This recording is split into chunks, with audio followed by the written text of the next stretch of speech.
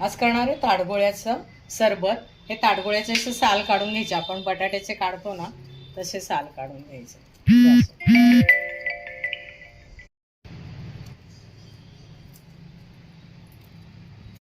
असे तुकडे करून घ्यायचे बारीक बारीक। याच्या फोडी करून घ्यायच्या आणि हे मिक्सर मधून काढायचं आहे। याच्यामध्ये घालायची आपल्याला साखर, 1 2 3 4 चमचे साखर घातली। याच्यामध्ये लिंबाचं सरबत आहे हे एक छोटी वाटी घातलंय।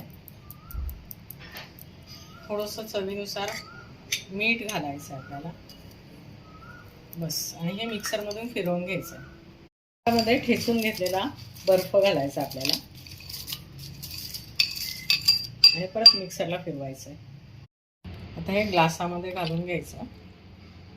याच्यामध्ये सब्जा आहे, ग्लासामध्ये सब्जा घालायचा आणि याच्यामध्ये थंड पाणी घालायचं।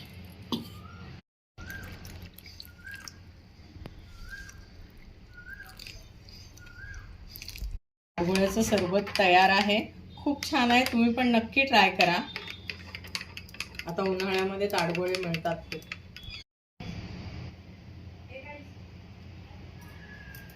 ताडगोळ्याला तशी स्वतःची काही चव नसते, त्यामुळे तुम्ही त्याच्यामध्ये कुठलाही तुमचा आवडता फ्लेवर घालून तुम्ही सरबत करू शकता। याच्यामध्ये रोज सिरप घातलेला आहे।